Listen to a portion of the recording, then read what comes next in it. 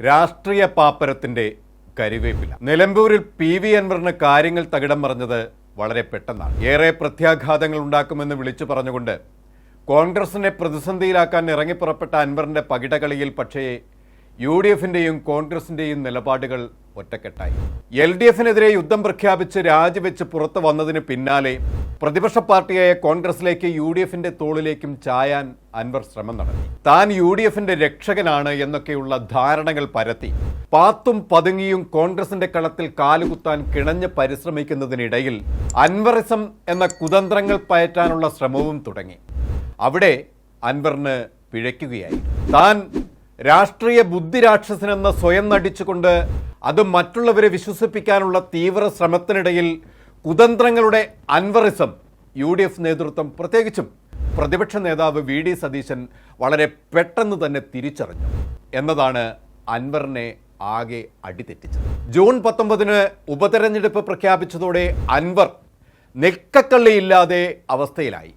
പിന്നീട് ചവിട്ടി നിൽക്കാൻ മണ്ണില്ലാത്ത അവസ്ഥയിൽ നെട്ടോട്ടമോടുന്ന കാഴ്ചയാണ് കേരളം കണ്ടത്. തൻ്റെ നില തെറ്റും തൻ്റെ രാഷ്ട്രീയ ഭാവി തകരും എന്ന് തിരിച്ചറിഞ്ഞ അൻവർ എങ്ങനെയും UDFന്റെ ഭാഗമാകാൻ കഠിന ശ്രമം നടത്തി പരക്കം പാഞ്ഞ് UDFന്റെ നേതാക്കളെ ചേരിതിരിഞ്ഞ് പ്രതിസന്ധി സൃഷ്ടിക്കാൻ ഇറങ്ങിപ്പുറപ്പെട്ടു. കോൺഗ്രസും UDFും പക്ഷേ അൻവറിനെ മുഖവിലക്കെടുത്തില്ലെന്ന് മാത്രമല്ല, സമദൂരം മാറ്റി നിർത്തി ചർച്ചകൾ മുന്നോട്ട് കൊണ്ടുപോയി. അതിന് കൃത്യമായ കാരണമുണ്ടായിരുന്നു. മുന്നണിക്കും പാർട്ടിക്കും ചാഞ്ഞും ചെരിഞ്ഞും കളം മാറ്റിച്ചവിട്ടുന്ന അൻവറിന്റെ നിലപാടുകളിലുള്ള പക്വമല്ലാത്ത പ്രസ്താവനകളിലൂടെ ഒരുതരം വിലപേശൽ ധ്വനിപ്പിച്ചത് UDF നേതൃത്വത്തെ ചൊടിപ്പിച്ചു. UDF ചെയർമാനെയും AICC general secretary KC വേണുഗോപാലിനെയും അടക്കം കോൺഗ്രസ് നേതാക്കളെ ഭിന്നിപ്പിച്ച് നിർത്തിക്കൊണ്ട് സമ്മർദ്ദം ചെലുത്താനുള്ള ശ്രമവും മലപ്പുറം DCC പ്രസിഡന്റ് VS ജോയിയെ മുൻനിർത്തി കളിക്കാൻ ശ്രമിച്ചതുമൊക്കെ PV അൻവർ എന്ന മുൻ MLAയും ഇപ്പോൾ എങ്ങും നിൽക്കക്കള്ളിയില്ലാത്ത രാഷ്ട്രീയക്കാരനുമായ PV അൻവറിന്റെ രാഷ്ട്രീയ പാപ്പരത്വവും കുതന്ത്രങ്ങളും UDF വളരെ പെട്ടെന്ന് മനസ്സിലാക്കി. TMC പോലെയുള്ള കേരളത്തിൽ യാതൊരു വേരോട്ടവുമില്ലാത്ത ഒരു ഈർക്കൽ പാർട്ടിയുടെ ഭീഷണിയിൽ വശം വിധേയപ്പെടാൻ മാത്രം ഗതികേട് UDF എന്ന വലിയ മുന്നണിക്കില്ല എന്ന് ഉറക്കെ പ്രഖ്യാപിച്ചുകൊണ്ട് തീരുമാനം കൈക്കൊള്ളുകയായിരുന്നു UDF നേതാക്കൾ.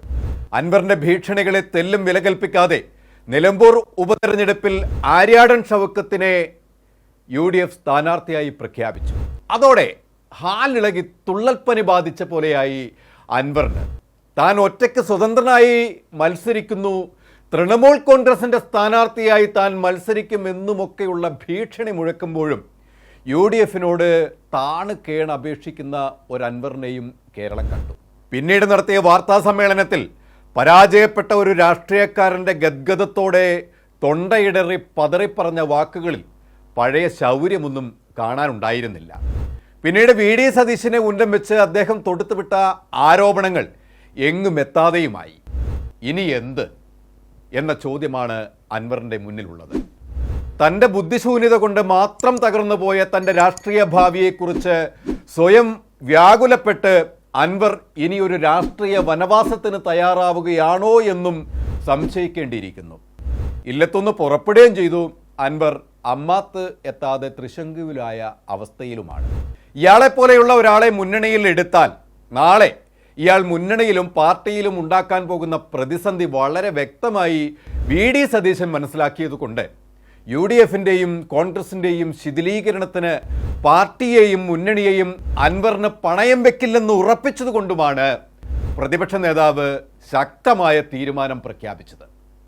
താൻ അഭിരമിക്കുന്ന മുന്നണിയിൽ നിൽക്കുമ്പോഴും എന്നും റിബലായി മാത്രം പ്രവർത്തിച്ച PV അൻവറിന്റെ വരവ് നാളെ പാർട്ടിക്കകത്ത് കൊണ്ടുവരുന്ന പ്രതിസന്ധി മുന്നിൽ കാണുന്നുണ്ട് നേതൃത്വം.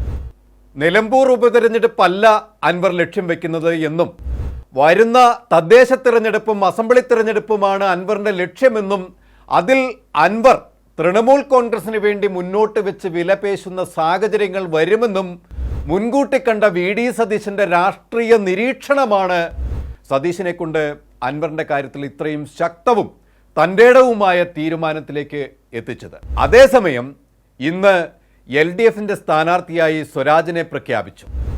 നിലമ്പൂർ രാഷ്ട്രീയ പോരാട്ടങ്ങൾ കത്തിക്കയറുമെങ്കിലും ഭരണപരാജയത്തിൽ മൂക്കുമുട്ടി നിൽക്കുന്ന ഒരു സർക്കാരിൻ്റെ ഗതികെട്ട ദുർഭരണത്തിന് മുന്നിൽ ഈ തെരഞ്ഞെടുപ്പ് കോൺഗ്രസിന് വാക്കോവറെങ്കിലും UDF ജാഗരൂകരാണ്. ഒറ്റക്കെട്ടായി അവർ നിലമ്പൂരിൽ മുന്നിട്ടിറങ്ങിക്കഴിഞ്ഞു. ഇങ്ങനെയൊക്കെ ആണെങ്കിലും നിലമ്പൂരിൽ ഉപതെരഞ്ഞെടുപ്പിന് കളമൊരുക്കിയ PV അൻവറിൻ്റെ ഭാവി എന്ത് എന്നതാണ് ഇന്ന് കേരള രാഷ്ട്രീയം ഉറ്റുനോക്കുന്നത്.